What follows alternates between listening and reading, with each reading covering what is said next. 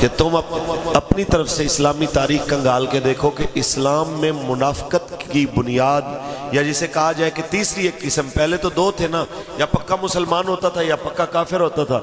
آپ بتائیے جو تیسری قسم ہے، جو اوپر سے جناب مسلمان ہو اور اندر سے کافر ہو، یہ کب سے شروع ہوا ہے؟ تو تمام پڑھے لکھے بندے جو تاریخ جانتے ہیں وہ کہیں گے جی ہجرت کے بعد شروع ہوا ہے. جب اسلام کو سربلندی ملی تو لوگ دنیاوی مفاد کے لیے اوپر سے مسلمان ہو گئے، اندر سے وہی رہے جو پہلے تھے. میں یہ کہنا چاہتا ہوں اگر یہ بات ہے تو پھر بتائیے اس کے ایمان کی عظمت پہ کون اعتراض کر سکتا ہے جس نے سب سے پہلے آزاد مردوں میں نبی رحمت کا کلمہ پڑھا ہے؟ اچھا اس سے بھی آگے چلیں گے. ہجرت کی رات پورا مکہ، کسی کو نہیں پتا سرکار نے کدھر جانا ہے، کہاں جانا ہے. دو شخصیات کو پتا ہے. ایک کو میرے آقا نے اپنے بستر پہ لٹا کے فرمایا یہ امانتیں لوگوں کی سپرد کر کے آنا ہے، اور دوسرا وہ ہے جس کو اپنے ساتھ لے کے میرے آقا مدینے آئے. میں یہ کہنا چاہتا ہوں کہ ہجرت کی رات صدیق اکبر پاک کو میرے آقا نے اعتبار کر کے اپنے ساتھ رکھا. جس پہ اللہ کو اعتبار ہے، رسول اللہ کو اعتبار ہے، کسی نشئی کو اعتبار نہیں، تو ہم اس کے مرض کا کیا علاج کر سکتے؟ کہتے ہیں جی میں نہیں مانتا، بھی تو نہ مان تو کیا ہوتا ہے. یہ ہم پڑھتے تھے قبلہ امیر المجاہدین کے پاس، یہ سن 2000 کی 1999 کی بات ہے. تو استاد ایک مثال دیتے تھے ایسے لوگوں کے لیے کہ ایسوں کی مثال بالکل ایسے ہے کہ چمگادڑ دن کو الٹا لٹکا ہوتا ہے. کسی نے پوچھا دن کو تو باہر کیوں نہیں نکلتا؟ کہتا ہے میں نو سورج دا منہ چنگا نہیں لگتا، میں باہر نکلیا تو انہیں غائب ہو جانا، انہیں تباہ و برباد ہو جانا، انہیں ختم ہو جانا. آپ مجھے بتائیں کہ اس کے الٹا لٹکنے سے کوئی سورج کی چمک میں فرق نہیں آ بھی نہیں سکتا. اس لیے ہم کہتے ہیں ان ذمہ دار اداروں کو، ان شر پسندوں کو لگام دیجئے، ان کا کلا کما کیجئے. کوئی گستاخ صحابہ ہو، گستاخ اہل بیت ہو، گستاخ ائمہ اطہار ہو، گستاخ بنات طیبات ہو، گستاخ ازواج مطہرات ہو، اس کی گردن کو دبوچنا آپ کی ذمہ داری ہے. واللہ آپ رسول عربی کی عزت کی بات کریں، اللہ آپ کی عزت کو آسمانوں تک پہنچا دے. پڑھیے جی قرآن. سبحان اللہ بل کر کے آکو یار. میں نے لگتا تسی 4 تقریرہ کر کے آئے ہو تو میں بالکل نالوں اٹھ کے آیا ہوں. اچھی سبحان اللہ. خالق کائنات نے ارشاد فرمایا محمد رسول اللہ والذین معه اشداء علی الکفار رحماء بینہم. میرے مالک نے فرمایا یہ میرے محبوب محمد اور ان کی معیت میں رہنے والے، ان کی خوبی ہے یہ کافروں پہ سخت ہے مگر آپس میں رحم دل ہے. آج بھی کوئی اسلام و ایمان کا دعویٰ کرتا ہے، اگر اس میں یہ عادت پائی جاتی ہے اس کی سختی غیروں کے لیے ہے، اس کی نرمی مسلمانوں کے لیے ہے. سمجھنے کے جناب اعلیٰ یہ نبی رحمت کا جناب اعلیٰ سچا غلام ہے. اگر اس کی عادت بالکل الٹ ہو جائے، غیروں کو چائے پلا کے بھیجے اور ناموس رسالت کے پہرے داروں کو جیلوں میں ڈالے، اغیار اور ملک دشمن کو جناب اعلیٰ پروٹوکول دے، گستاخان رسول کو عزت کے ساتھ رہائی دے، اور ناموس رسالت کے پہرے داروں کو جناب اعلیٰ پابند سلاسل کرے، گردواروں پہ 14 ارب لگا دے اور مسجدوں کو 1400 کا بجلی کا بل بھی معاف نہ کرے. تو ایسے لوگوں سے دامن چھڑائیے. ایسے لوگوں کا نبی رحمت اور ان کی آل سے کوئی تعلق نہیں ہے، آل نبی سے ان کا تعلق ہوگا جن کا مزاج بھی حسینی ہو کہ میرے اور آپ کے امام عالی مقام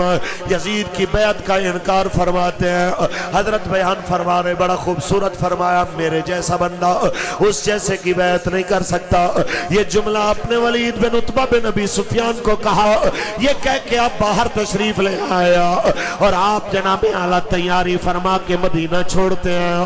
کس لیے مدینہ چھوڑا ہے؟ تاکہ میرے جیسے بزدل کو تھوڑا حوصلہ مل جائے. کبھی تمہیں بھی گھر چھوڑنا پڑے، کبھی بستے گھروں کو تالا لگانا پڑے، ذرا ہماری قربانیوں کو دیکھ لینا. تمہارے گھر اس گھر سے قیمتی نہیں ہو سکتے جس گھر میں جنتی جوانوں کا سردار رہتا تھا. ہم نے اس کو بھی تالے لگائے ہیں. تمہاری گلیاں ان گلیوں سے قیمتی نہیں ہو سکتی جن گلیوں گلیوں میں رسول عربی کے کانوں پہ بیٹھ کے حسنین کریمین سیر کیا کرتے تھے. تمہاری مایا اس ماں سے بہتر نہیں ہو سکتی جو اپنے بیٹے کو لوری بھی دیتی تو اللہ کے قرآن کی لوری دے. یہ ساری چیزیں میرے آقا حسین نے اپنے کردار سے آپ کو اور مجھے اور قیامت تک آنے والے مسلمان کو سمجھا دیا. جب مشکل وقت آ جائے, ایک طرف آستانہ ہو, مریدین ہو, ایک طرف مفادات ہو, وہ ساری چیزیں چھوڑ کے تم میدان عمل میں حضور کی عزت و ناموس کے لیے ان سادات کی طرح کھڑے ہو جانا. اور یہ مت سوچنا آستانے کا کیا بنے گا, یہ کہنا کہ یہ آستانے ملے بھی حضور کے نام پہ تھے, ہم قربان بھی حضور کے نام پہ کرنا چاہتے ہیں. دوسرے لفظوں میں اگر اقبال کی زبان میں ترجمہ کریں تو یہ رسم خان کا ہی ہے, غم و اندوہ دلگیری نکل کر خانقاہوں سے ادا کر رسم صبری. جن لوگوں کو ابھی تک یہ ڈر ہے باہر نکلیں گے تو کیا بنے گا, آئیے سید کو دیکھیے اور قسم دے کے پوچھئے, آپ ایمان سے بتائیے لجپال, پہلے بھی پیری مریدی تھی,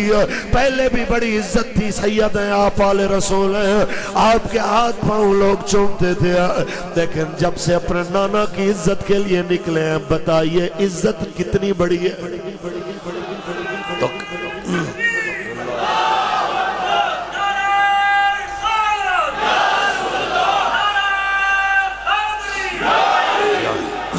جناب اعلیٰ آج آپ کو نظر آئے گا اغیار بھی ان لوگوں کو سلام کرتے ہیں جو نبی رحمت کی ناموس کے لیے میدان میں کھڑے ہوتے ہیں, یہی پیغام دینے کے لیے واہ حسین کانفرنس منعقد کیا تاکہ بتایا جائے کبھی وقت آ جائے تالے لگانے ہیں ہم حاضر ہیں جی, کبھی وقت آ جائے گھر چھوڑنا ہے جی ہم حاضر ہیں, کبھی وقت آ جائے بچے دینے اسلام کے لیے, گھر دینا ہے, مال دینا ہے, وقت دینا ہے, ادارہ دینا ہے, ہم سب کچھ اسلام کے لیے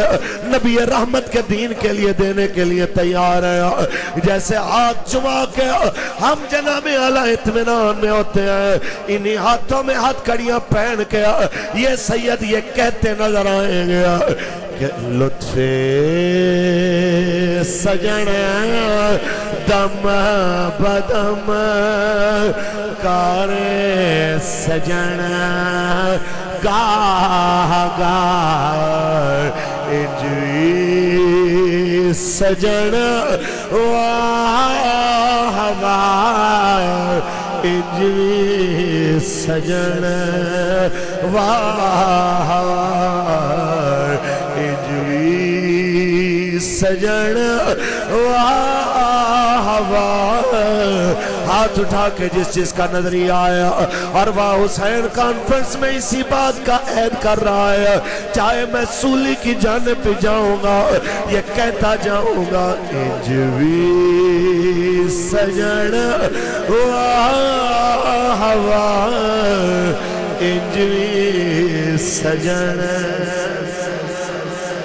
اجوی سجن واہ واہ اجوی سجن.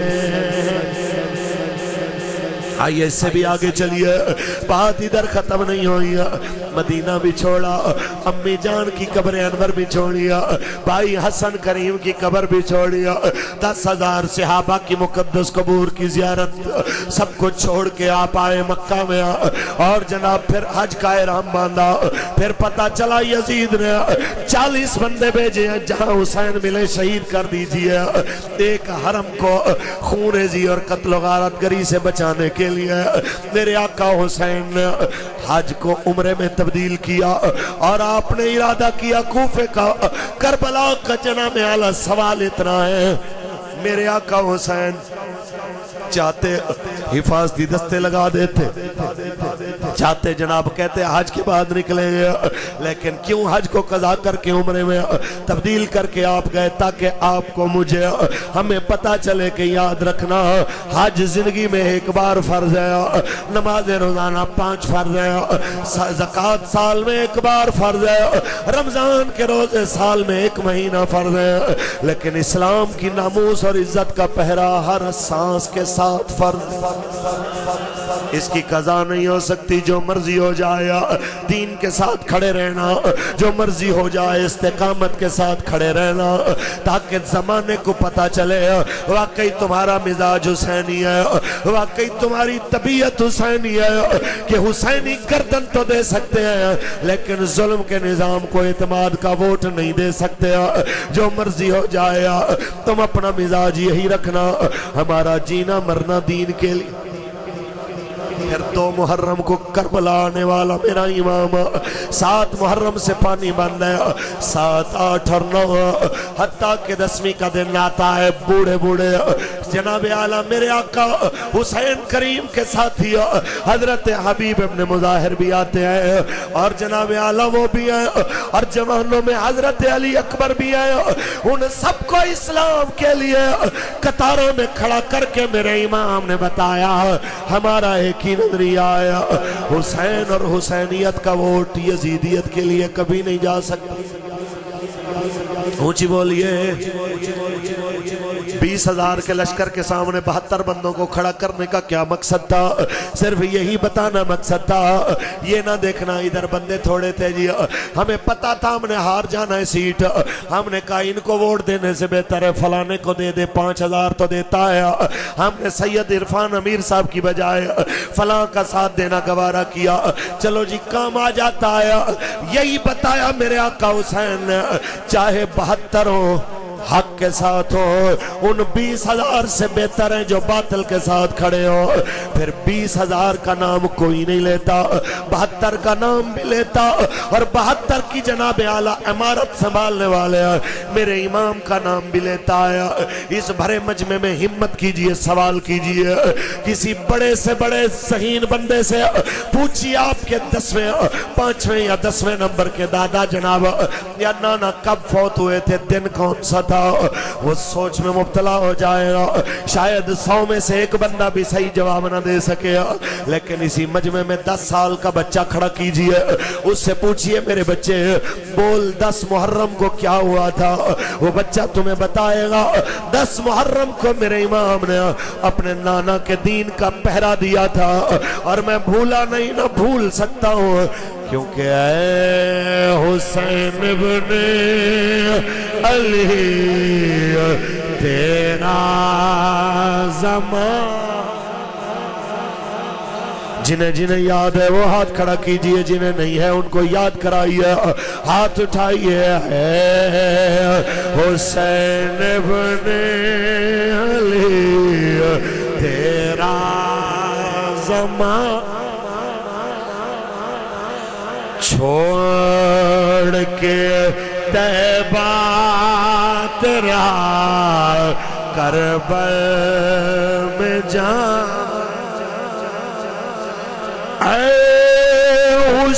हुसैन इब्ने अली तेरा ज़माना याद है,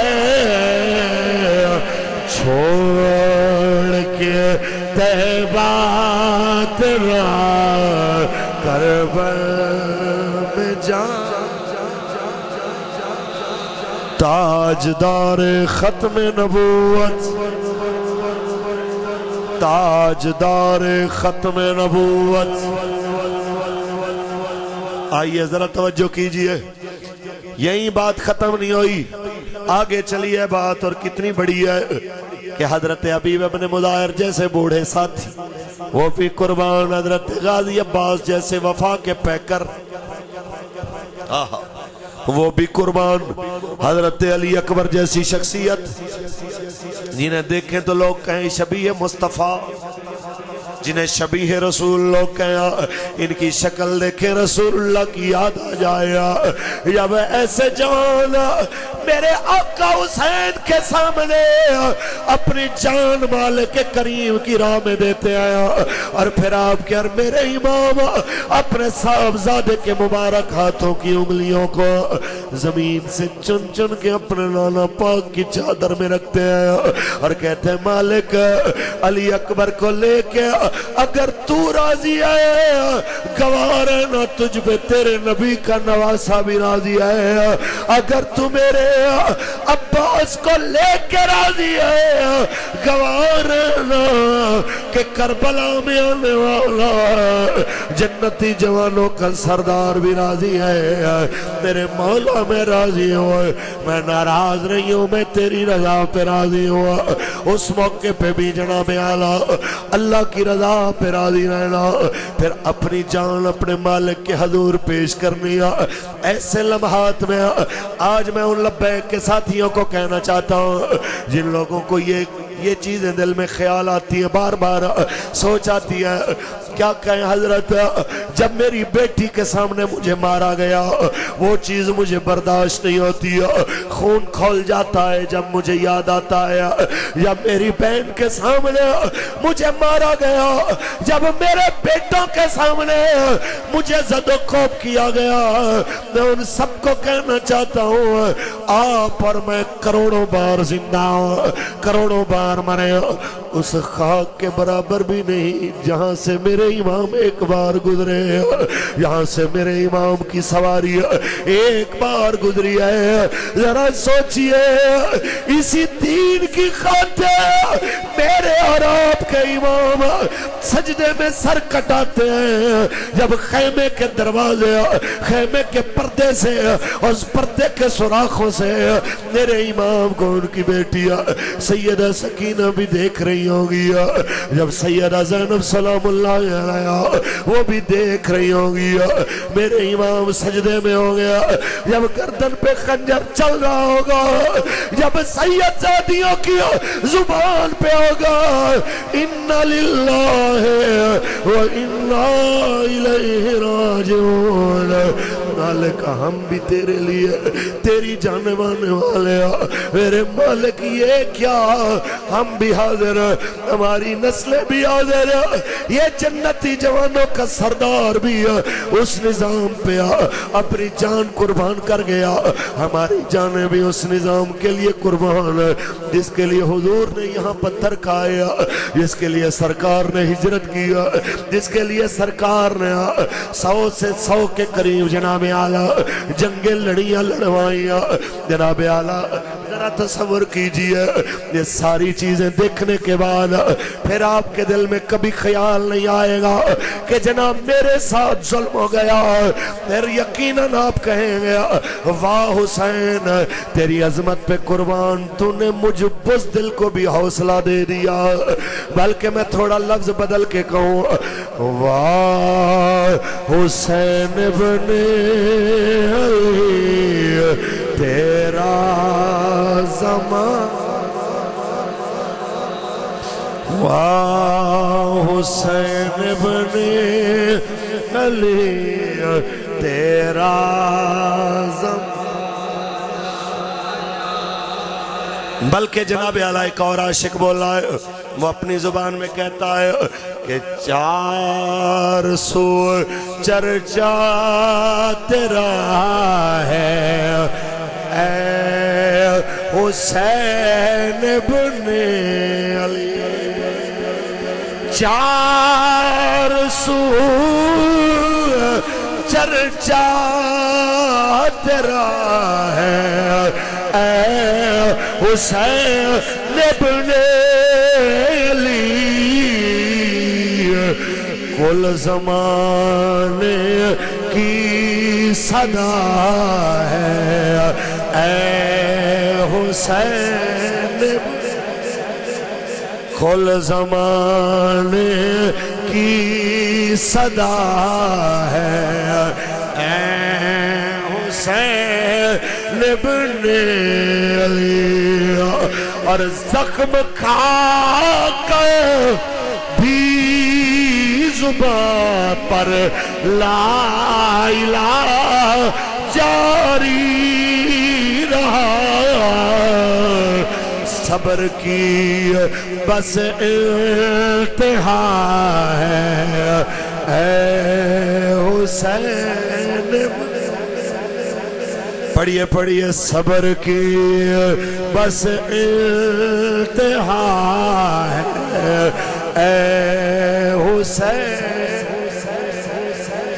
ذرا سوچئے، یہ انہی کی قربانیوں کی برکت ہے۔ کہتے ہیں کربلا سنا کہ تمہیں ملتا کیا ہے؟ میں نے کہا آج بھی فلسطین کے اندر یہودی ٹینکوں کے سامنے ایک 8 سال کا بچہ ہاتھ میں پتھر لے کے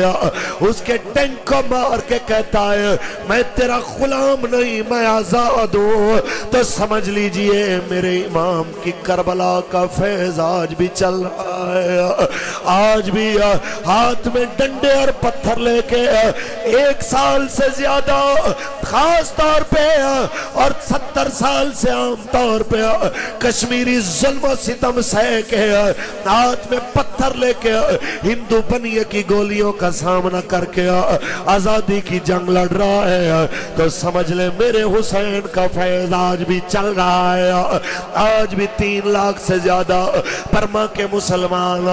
اپنی جانوں کے نذرانے دے چکے ہیں، ان کی اولادیں آج بھی روہنگیا میں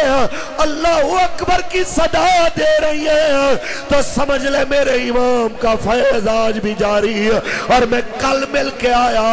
اس سیفی بھائی کو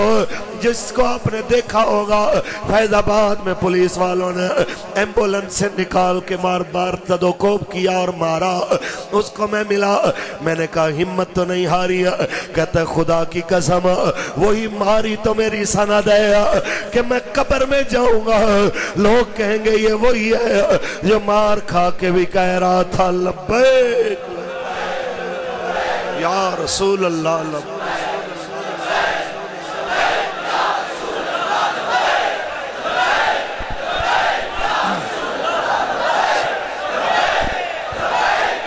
تاجدار ختم نبوت، تاجدار ختم نبوت، ہم شکر گزار احسان مند مولا حسین آپ کے، آپ نے مجھ جیسے بزدلوں کو حوصلہ دیا۔ اونچی بولیے، ہم جیسے کمزوروں کو آپ نے حوصلہ دیا۔ اللہ،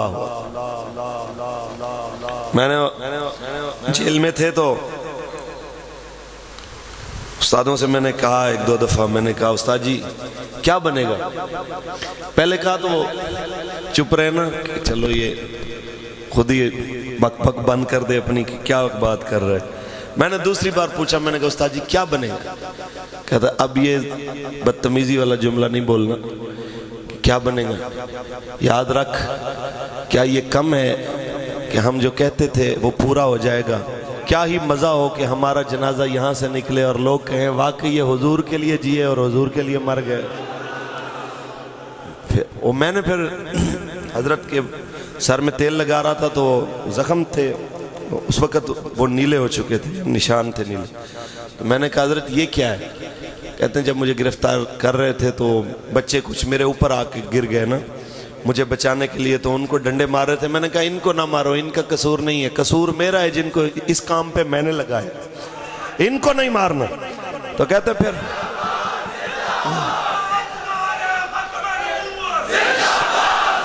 بہت زندہ زندہ زندہ بیک لبیک